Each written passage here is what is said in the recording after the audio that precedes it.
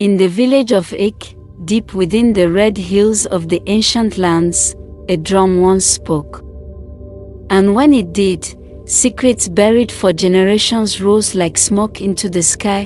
What it revealed shattered marriages, cursed bloodlines, unmasked the mighty, and exposed the silent. It all began. On the night of fire, Ik was no ordinary village. It rested between two sacred hills, Okuta and Imoli, where the wind carried whispers from the ancestors, and owls did not hoot without meaning. The air smelled of roasted maize, shea oil, and palm wine.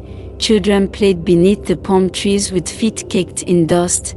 The men sharpened machetes by the river, and the women hummed lullabies passed down through the womb and memory. At the middle of Ik stood a shrine, and in that shrine sat a drum. Not just any kind of drum, its name was Ailu, the drum of truth.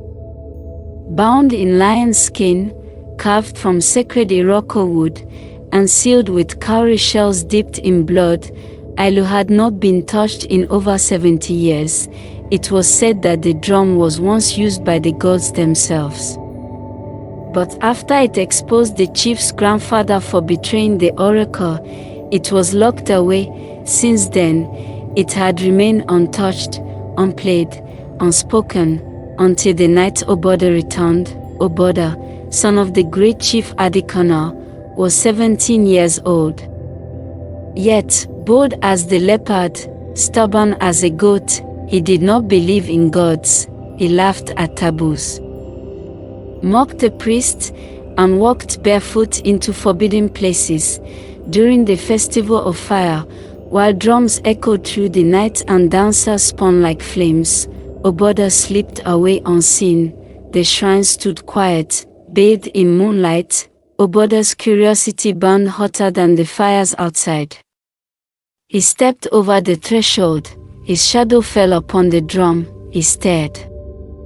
The drum stared back, and then he struck it once, twice, thrice. What followed was not music, it was a revelation.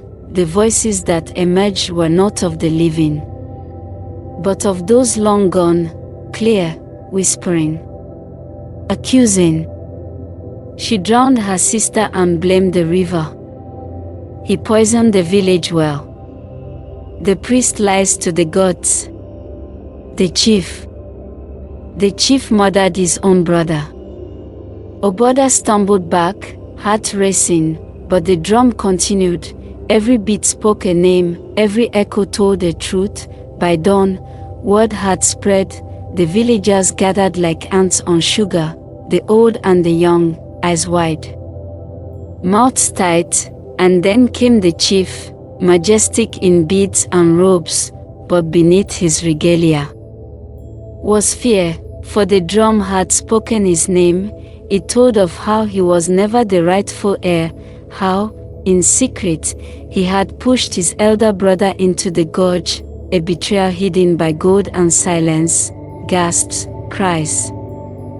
Anger, the elders fainted, the priest fell to his knees, wives wailed. Husbands trembled. Oboda, gone, vanished into the forest, leaving nothing behind but footprints and echoes. That night, the skies broke, thunder cracked like a whip, lightning danced above the shrine, and then, the final blow, a bolt of white fire struck the roof. The villagers ran.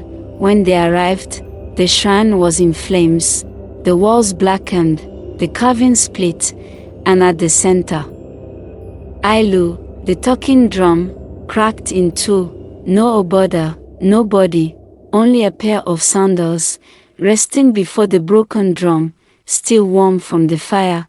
Then, it happened one final time. The drum, split and dying, groaned a voice that shook the marrow. Truth cannot be buried. Not by silence. Not by fear. Not by time. Then, silence, forever. In the days that followed, Ek was reborn, the chief abdicated the throne, retreating into the forest in shame. A council was formed. The villagers now chose their leaders, not bloodlines. The shrine was sealed, but Ailu's remains were mounted upon the highest tree to remind all, truth, like smoke, always finds a way. Children now grew up hearing the tale, and on nights when the wind is heavy and thick, the elders say they can hear Oboda's voice, still echoing from the Iroko trees, warning, whispering and watching. Because even in silence, the drum remembers, but some say that was not the end. Years later, a traveler from a distant land came seeking Ailu. He called himself a scholar and said he studied sacred acoustics.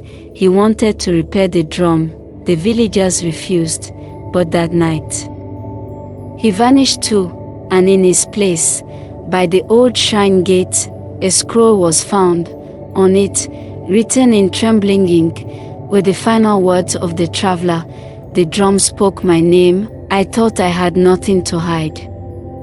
No one has entered the shrine since, no one dares, and those who speak lies in Ek, they speak softly.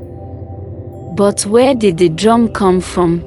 The oldest griots say it was carved by a blind drummer named Ejesin, who could hear the lies in people's footsteps. He claimed the wood spoke to him, that each strike on the drum was not sound, but memory. Ejesin disappeared too. Some say he became the drum, others say he still lives in the forest listening. So I ask you, traveler, if you found a drum that could reveal the darkest secrets of anyone around you, would you strike it? Would you dare hear what it has to say? And if the drum whispered your name, would you be ready? Let us know in the comments. Whose secret would you want to be revealed?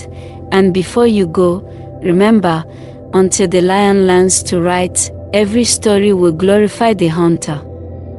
But Ailu, the drum has learned to write.